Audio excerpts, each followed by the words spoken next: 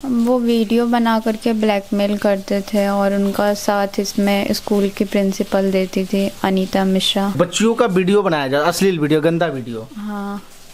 तो उसके बाद से डराया धमकाया जाता था कि वीडियो वायरल कर देंगे, नहीं तो वो जैसा कहते हैं वैसा करिए। हाँ, मेरे साथ भी उन्होंने पहले किया, फिर उसके बाद उसका वीडियो बना लिया और फिर ब्लैकमेल किया। वो पटना तक आ गए थे, मेरे पीछे कॉल आया था। अच्छा। जो उनकी शायद लिविंग गर्लफ्रेंड कह सकते हैं। तो उसने बोला कि सम्राट सर वही हैं, तुम्हारा वीडियो उनके पास है, तुमको ढूंढ रहा है। कितनी बच्चियों के साथ, लड़कियों के साथ इतना हुआ होगा, कुछ अनुमान है आपको? 100 से भी ज्यादा लड़कियां होंगी। अच्छा, कैसे बच्चियों को, लड़कियों को कैसे बहला फुसला कर कैसे किया जाता है, कुछ बता सकती हैं? कि उनका टारगेट ही था 5 to 10th क्लास की जो लड़की उनको पसंद आ जाती थी, उनके साथ वो ऐसा करते थे। एक तरफ जहां संसद में महिलाओं को 33% आरक्षण दिया जा रहा है कि महिलाएं जो है कि अपने पैर पर खड़ा होकर के चुनाव लड़े और अपने देश की तरक्की कराए, उसी वक्त जो है कि सहरसा का एक ऐसा कांड जो कि काफ़ी सुर्खियों में है। और मैं आपको बता दूं कि जहां सरकार दावा कर रही है कि बेटी बचाओ बेटी पढ़ाओ, लेकिन बेटी तो बच रही है, लेकिन बेटी जब पढ़ने के लिए स्कूल में जा रही है तो उसी स्कूल के डायरेक्टर का बेटा नाबालिग लड़कियों के साथ दरिंदगी करने का प्रयास करता है। और ऐसी कई सारी लड़कियों के साथ अब तक वो दरिंदगी कर चुका है, लेकिन अभी तक किसी ने आवाज़ उठाने का प्रयास नहीं किया। लेकिन ये एक नाबालिग लड़की हमारे साथ मौजूद है जो कि सहरसा की रहने वाली है, और ये भी उस स्कूल में पढ़ती थी। और कहीं ना कहीं उस नाबालिग, ये जो नाबालिग बेटी है, ये भी उस डायरेक्टर के बेटे का शिकार हुई, और जिसके बाद से जो है कि ये मामला काफ़ी जो है कि सुर्खियों में है। लेकिन अभी तक लगातार प्रयास किया जा रहा है कि एसआईटी का गठन किया जाए ताकि उस विद्यालय पे, उस स्कूल पे जो है कि जांच पड़ताल बैठे। और जब जांच पड़ताल बैठेगा तो एक से एक जो कारनामा किया गया है उस विद्यालय में, वो सारा उभर के सामने आएगा। बाकी सारे मुद्दों पे इस बेटी से बात करेंगे। अच्छा, एक बात बताइए, उस विद्यालय का नाम क्या है? शांति निकेतन शिक्षण संस्थान। सहरसा में ही है? मैनहा में, सहरसा से थोड़ा बाहर है। मैनहा पंचगछिया। अच्छा, ये बताइए, ये सब जो मामला है नाबालिग लड़कियों के साथ दरिंदगी करना, ये कब से चल रहा था, कुछ अनुमान है आपको? अभी जब केस बाहर आया है तो फिर बहुत लड़कियों का मैसेज वगैरह आ रहा है, तो वो लोग तो बोल रही हैं कि स्टार्टिंग से ही ये स्टोरी है, जब से उनका बेटा इस स्कूल में आया। अच्छा, एक बात बताइए, आपका नामांकन लगभग कितना साल पहले हुआ था? 2 साल, 3 साल, 4 साल, कब हुआ था? मेरा हुआ था 2017 से। 2017 में, यानी 5 साल पढ़ते हुए उस विद्यालय में हो गया आपको? 5-6 साल हुआ ना पढ़ते हुए, 4-5 साल? नहीं। अच्छा, उस स्कूल में, स्कूल में आपका एडमिशन कब हुआ था? अच्छा, एडमिशन मेरा हुआ था जब यूकेजी में थे। यूकेजी से, यानी लगभग 6-7 साल पहले हुआ था। हाँ, यूकेजी से उस स्कूल में पढ़ तो रहे थे। 6-7 सालों से आप उस विद्यालय में पढ़ रही हैं, लेकिन आपके साथ ये जो घटना है कब घटी थी? 1 साल पहले कब घटी थी आपके साथ? 2017 में। 2017 में? हाँ। और अभी 2023 चल रहा है, तो ये घटना घट रही थी या एक ही बार ये सब करने का प्रयास किया गया था कि बार बार ऐसा हो रहा था? 2017 से 2018 तक हुआ था। आपके साथ भी हुआ था? हाँ। तो आपने अपने परिवार वालों को बताया था कि ऐसा करने का प्रयास किया जा रहा है? नहीं। डर से नहीं बताया? हाँ। अच्छा, एक बात बताइए, डायरेक्टर का जो बेटा था उसका नाम क्या है? सम्राट विश्वास। सम्राट विश्वास। अच्छा, वो ऑलरेडी शादीशुदा है? उनकी तब शादी नहीं हुई थी, उनकी अभी हाल फिलहाल में शायद शादी हुई है। अच्छा, जब आपके साथ घटना का अंजाम दिया गया तब शादी नहीं हुई थी, अभी शादी हो चुकी है। हाँ। अच्छा, कैसे बच्चियों को, लड़कियों को कैसे बहला फुसला कर कैसे किया जाता है, कुछ बता सकती हैं? वो वीडियो बना करके ब्लैकमेल करते थे और उनका साथ इसमें स्कूल की प्रिंसिपल देती थी अनीता मिश्रा। अच्छा, बच्चियों का वीडियो बनाया जाता, अश्लील वीडियो, गंदा वीडियो। हाँ। तो उसके बाद से डराया धमकाया जाता था कि वीडियो वायरल कर देंगे, नहीं तो वो जैसा कहते हैं वैसा करिए। हाँ। तो ऐसा आपके साथ भी करने का प्रयास किया गया? हाँ, मेरे साथ भी उन्होंने पहले किया, फिर उसके बाद उसका वीडियो बना लिया और फिर ब्लैकमेल किया। इसी डर से आपने घर पे नहीं बताया? फिर आप आखिरी में, अभी 2023 चल रहा है, 2017 में आपके साथ घटना हुआ, तो फिर 2023 में कैसे सोचा कि मम्मी पापा को बताना चाहिए ये बात? वो पटना तक आ गए थे मेरे पीछे, क्योंकि जब वो मेरे साथ गलत काम कर रहे थे तो फिर हम बहुत तंग आ गए थे। तो 2019 में स्कूल छोड़ दिए थे 8th क्लास में, तो उसके बाद हम यहीं से 9th 10th किए, फिर पटना चले गए। अच्छा, उसके बाद वो वहाँ भी आ गए, पटना में भी अगस्त में ही 23 अगस्त को वो आ गए वहाँ, और मेरे पास कॉल आया था। अच्छा। जो उनकी शायद लिविंग गर्लफ्रेंड कह सकते हैं। तो उसने बोला कि सम्राट सर वही हैं, तुम्हारा वीडियो उनके पास है, तुमको ढूंढ रहा है। तो फिर उसके बाद मुझे अटैक आ गया, क्योंकि ये इंसिडेंट जब से लाइफ में हुआ तब से पैनिक अटैक, एंजाइटी, इन सब का इशू होने लग गया था। तो फिर वहाँ से मतलब डर गए, घबरा गए कि अब कहीं भी जाएंगे तो वो पीछे ही आएंगे। उसके बाद फिर जो मेरे हॉस्टल के ऑनर थे वो बगल वाले हॉस्पिटल, नोवेल हॉस्पिटल में लेकर के गए। वहाँ पे एडमिट हुए और रात भर वहाँ आईसीयू में रहे। सुबह डिस्चार्ज हुए, मेरे घर पे बताया गया। फिर मेरे फादर, मेरी मम्मी आई और वहाँ नोवेल हॉस्पिटल के जो डॉक्टर थे उनसे मिले, तो वो साइकेट्रिक के पास रेफ़र किए। तो फिर जो डॉक्टर अनंत वर्मा जो मेरे साइकेट्रिक्स हैं, पटना में ही है, तो उन्होंने मुझे देखा और उनके पास ही फर्स्ट मीटिंग में मैंने बताया। अच्छा। तब मेरे मम्मी पापा को भी पता चला। मतलब आपने भी नहीं बताया, वो डॉक्टर ने बताया? नहीं। हाँ, वहीं पे। तो आपने क्यों नहीं बताया, किस वजह से नहीं बताया घर वालों को?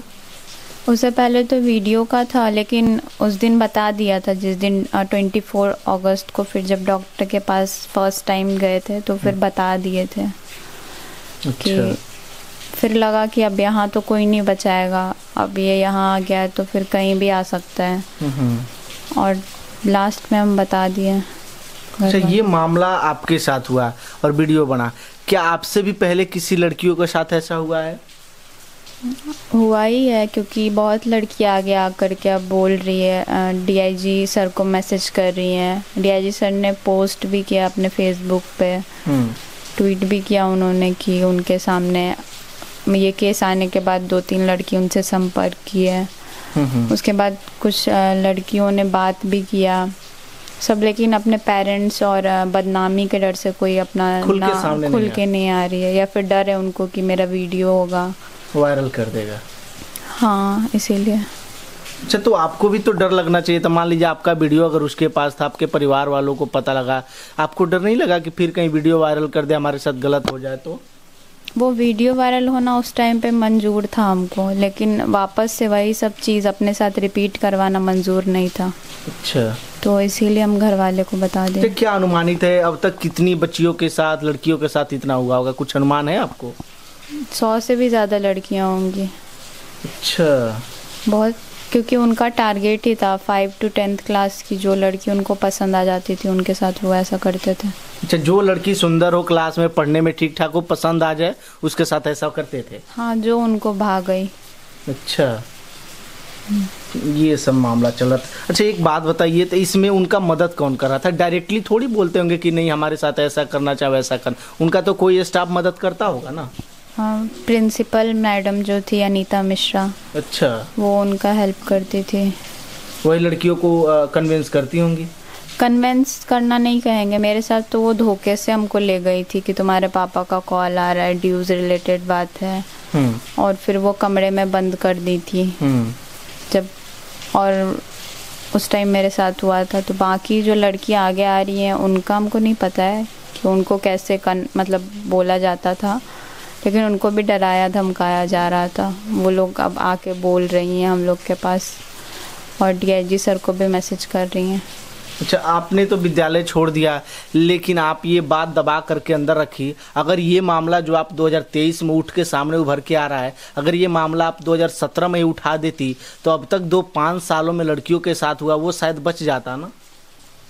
बच जाता, लेकिन उस वक्त बहुत, एक तो छोटे थे और उतना समझ नहीं था, और डर लगता था कि फैमिली कहीं पढ़ाए नहीं, क्योंकि अभी भी बहुत लोग हैं जो सोसाइटी में उंगली उठाते हैं। तो डर था उस टाइम भी, यही डर था कि कोई उंगली नहीं उठाए, कोई गलत नहीं सोचे। तो इसीलिए नहीं बताए थे। अब सोचिए कि इस बेटी का, इस लड़की का उम्र अभी मात्र 16 साल है और अभी 2023 चल रहा है। इस बच्ची के साथ 2017 में ऐसा घिनौना काम किया गया। उस समय इसकी उम्र कितनी होगी? महज लगभग 10 से 11 साल उस समय उम्र होगी आपकी।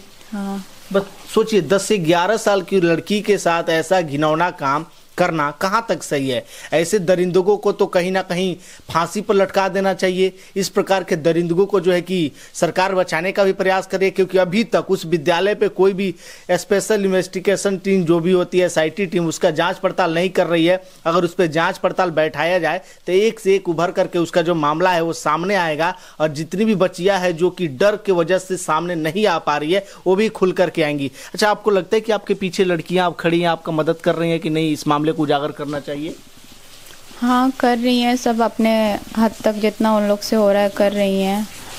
और फिर बहुत लड़कियों ने हम लोग से कांटेक्ट भी किया है, तो टाइम आने पे फिर उसको सामने लाएंगे अभी, लेकिन ऐसा कुछ कंफर्म मीडिया में बता नहीं सकते हम लोग। बिल्कुल सही बात है। सबकी तो हम लेके नहीं चल सकते, कौन साथ रहेगा कौन पीछे हट जाएगा, तो कोई गारंटी तो नहीं। आज साथ में है, कल पीछे उठ जाए तो फिर हमारे साथ ही तो स्कैम हो जाएगा ना। हाँ, तो सही बात है। लेकिन वो जो विद्यालय है, अच्छा उस विद्यालय में कितने बच्चे पढ़ते होंगे? मोटा मोटी कुछ अनुमान है आपको? बहुत ज़्यादा 2000? हाँ, अच्छा खासा स्टूडेंट्स थे, क्योंकि उन स्कूल का 2 ब्रांच है, एक मेना में और एक यहाँ गंगजला में। तो पुराने ब्रांच में भी ज़्यादा बहुत बच्चे थे और यहाँ वाले ब्रांच में भी बहुत ज़्यादा बच्चे थे। अच्छा, ये एक बात बताइए, ये सब जब गलत होता था आपके साथ चाहे किसी के भी साथ, तो आप स्कूल के प्रिंसिपल को भी, टीचर को भी नहीं समझा बताती थी कि हमारे साथ ऐसा हो रहा है? नहीं, क्योंकि उनके अगेंस्ट कोई नहीं जाता था। जब प्रिंसिपल ही उनका साथ दे रही थी तो फिर किसी और से कोई उम्मीद भी नहीं था वहाँ पे। तो इसी वजह से आपने विद्यालय चेंज कर दिया? लास्ट में थक हार के चेंज कर दिया। तो आपने घर पे बताया होगा ना कि क्यों विद्यालय चेंज कर रहे हैं? घर पे यही बोला घर की, मतलब अच्छी पढ़ाई नहीं हो रही है, कोई बहाना बना दिया, फिर दूसरे स्कूल में चले गए।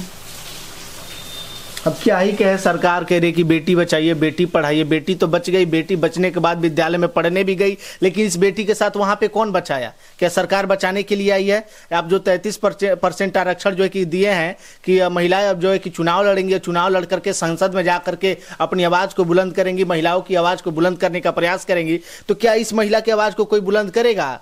क्या जरूरी है कि महिलाएं ही बुलंद करेंगी? पुरुष भी तो बुलंद कर सकते हैं ना।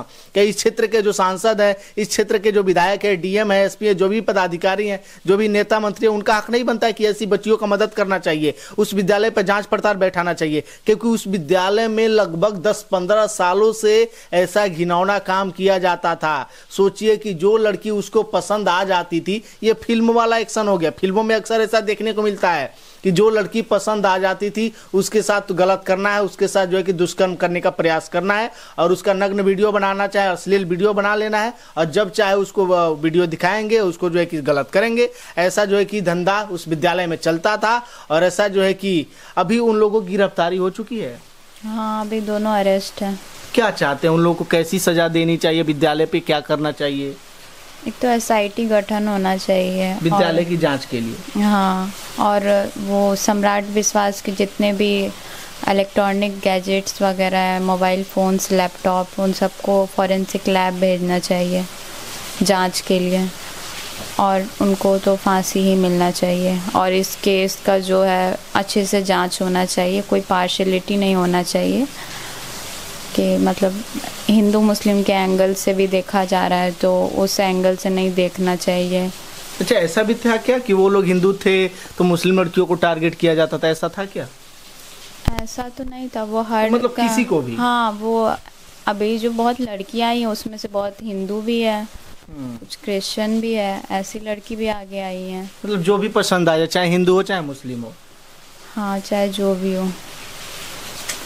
अब क्या ही कहें, ये सब मामला सुन करके कलेजा एकदम फट जाता है। और अभी तक जो है कि उन लोगों का गिरफ्तारी तो हुआ है, लेकिन उन लोगों की कोई सजा नहीं हुई है। और जब तक जांच पड़ताल नहीं होगा, जब तक जो है कि उनके जो है कि सिस्टम, लैपटॉप हो गया, मोबाइल हो गया, इस सबको नष्ट नहीं किया जाएगा, जांच पड़ताल नहीं किया जाएगा, तब तक जो है कि डर है कि कल को हमारा वीडियो वायरल ना हो जाए तो सबको पता चल जाएगा, क्योंकि उससे बहुत सारे ऐसे एविडेंस हो सकते हैं जिसके बदौलत उन दोनों यानी बाप बेटा को फांसी तक पहुँचाया जा सकता है। तो ऐसी बच्चियों का मदद करना ज़रूरी है। और आने वाले समय में अगर प्रशासन सख्ती से कार्रवाई नहीं करती है तो आने वाले समय में प्रोटेक्ट भी किया जाएगा, प्रदर्शन भी किया जाएगा, क्योंकि सरकार की आंखों को खोलने के लिए जो है कि प्रदर्शन करना बेहद ज़रूरी है। क्योंकि सरकार को ऐसे समझ नहीं आता है कि जब मामला बड़ा बन जाता है ना, तब सरकार को समझ में आता है कि हाँ ये मामला बड़ा है। उसके पहले उस मामले को जांच पड़ताल में नहीं लेती है, जो कि काफ़ी संगीन मामला ये सहरसा जो कांड हुआ है ये बहुत ही बड़ा कांड है। तो ये इस मामले को संज्ञान में लाने के लिए प्रशासन के पास तक इस वीडियो को पहुँचाना ज़रूरी है, ताकि इन बच्चियों को, जितनी भी बच्चियाँ जो है कि उनका शिकार हुई है, उन लोगों को जो है कि न्याय मिल सके और उन लोगों को जो है कि कठिन से कठिन कार्रवाई की जाए, ताकि ऐसी घटनाओं पर रोक लगाया जा सके।